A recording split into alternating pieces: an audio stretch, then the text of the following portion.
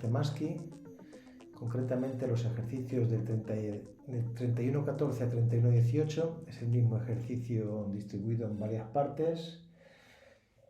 Es un circuito en serie con un resistor, un inductor y un capacitor, guiados por un generador de 30 voltios de amplitud, es decir, de voltaje máximo, con una frecuencia angular de 250 radianes por segundo.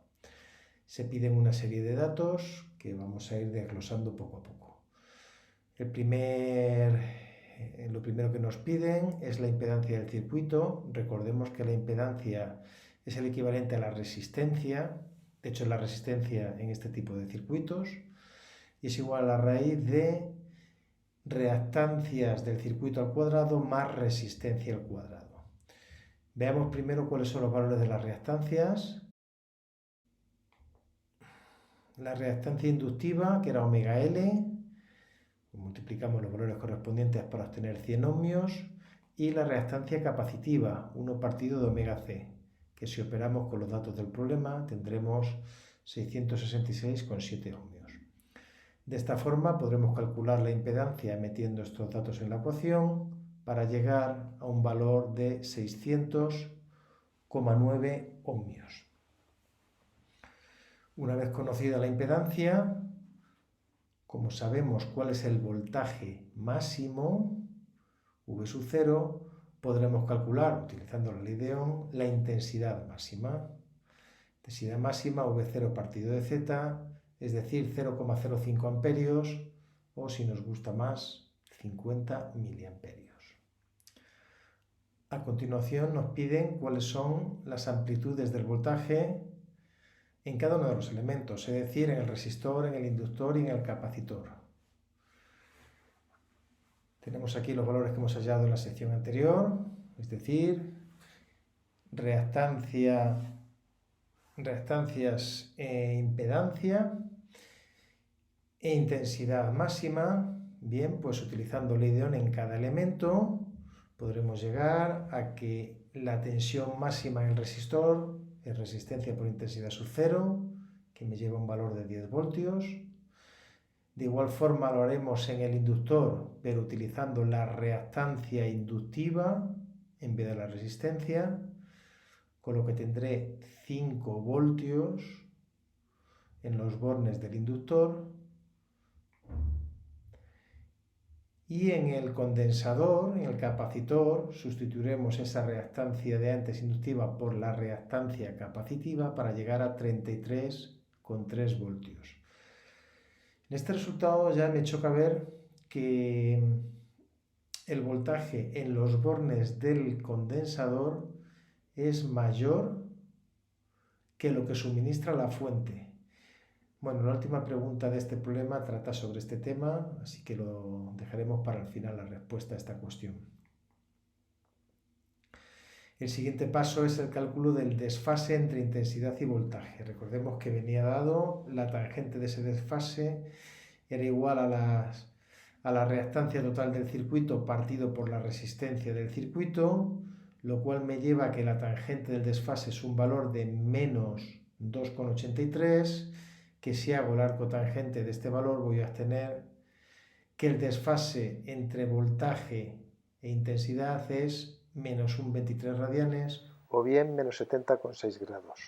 Además, este signo negativo ya me indica que quien va retrasado es el voltaje. La intensidad en este caso se adelanta. El siguiente apartado del problema es utilizar el diagrama de fasores, construir un diagrama de fasores. Bien, pues en estos diagramas conviene partir de la intensidad siempre que se pueda, ya que es el elemento que es común a todos. Y en primer lugar, el voltaje en el resistor es paralelo a la intensidad. Recordemos que oscilaban sin ningún tipo de desfase. Así pues, estos dos son los vectores, intensidad y voltaje en el resistor. No está hecho a escala, ya que la intensidad es muchísimo más pequeña, es 600 veces más pequeña concretamente que el voltaje, no está hecho a escala para poderlo ver bien el dibujo. Sin embargo, sí hay relación de escala en lo que son los voltajes en los distintos elementos. En el inductor El voltaje es 5 voltios, la mitad que en el resistor, y además va adelantado 90 grados. Es este vector que tenemos en verde. Y por último, en el condensador tenemos retrasado respecto a la intensidad, es decir, este vector en amarillo, de módulo 33,3 voltios. Para calcular cuál es el voltaje total, recordemos que primero sumábamos los vectores voltaje en el inductor y voltaje en el capacitor para obtener este vector suma de ambos, que a su vez se puede sumar vectorialmente con el voltaje en la resistencia para llegar al valor del voltaje del generador. Aquí obtenemos, al realizar esta suma, el ángulo de desfase entre intensidad y voltaje, que concretamente es menos 70,6 grados. En este caso con signo negativo porque va adelantada la intensidad respecto al voltaje. Recordemos que el voltaje en cada elemento es la proyección de estos vectores sobre el eje horizontal, es decir, las expresiones que aparecen en la pantalla.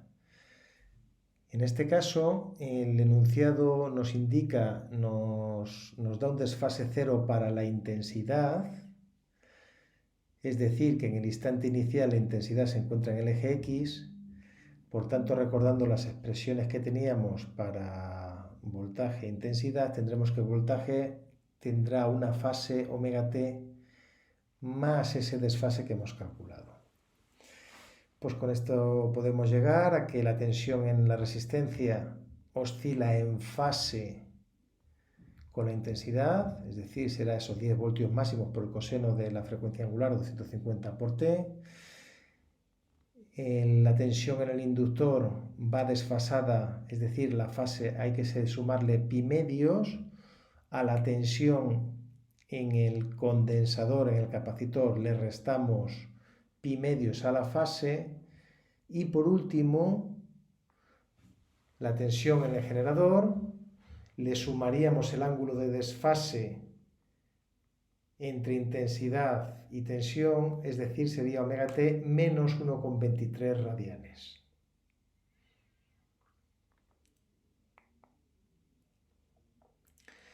Estas expresiones son las que vamos a utilizar ahora para construir una gráfica en la que aparezcan todas las tensiones.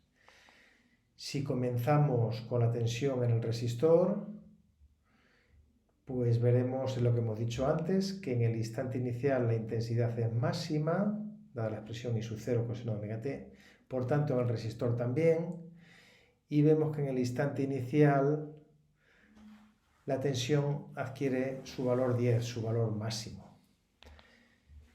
Si fuéramos al inductor, va adelantada pi medios, es decir, ya está en el valor 0 y descendiendo la tensión en el inductor cuando comienza a contar el tiempo. Pensemos que eso pasa en el resistor cuando omega t es igual a pi medios. En el capacitor es a la inversa, está retrasada pi medios, es decir, que también está en el valor 0 al iniciar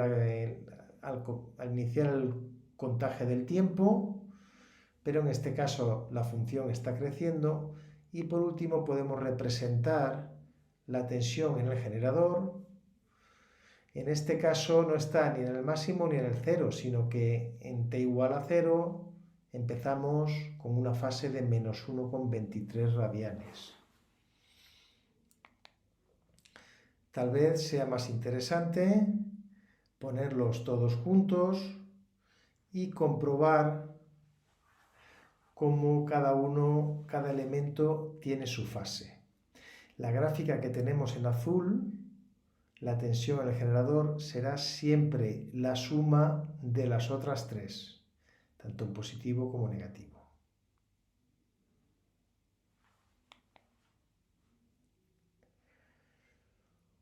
Por último, para calcular en tiempo igual a 20 milisegundos, no será necesario sino sustituir en las expresiones que teníamos antes t por 20 milisegundos, es decir, 0,02 segundos, para obtener los valores de la tensión en ese instante de tiempo.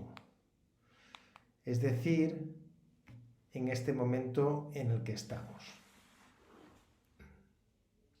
Y por último, podemos ver que la gráfica amarilla es un poquito mayor que la gráfica azul. La gráfica amarilla representa tensión en el condensador, en el capacitor, mientras que el azul representa la tensión que produce el generador.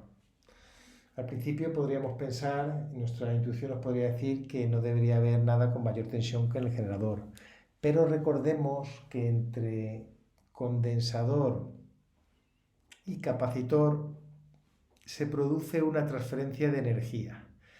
Esta energía que se almacena en uno y en otro y va cambiando y va oscilando, que vimos en apartados anteriores del tema, es la que puede hacer que haya momentos, que los hay en el circuito, en el que el condensador pues tenga más energía que la que le proporciona, la que le está proporcionando la fuente de alimentación. Es decir, que el voltaje sea mayor que el que le correspondería a través de la fuente de alimentación.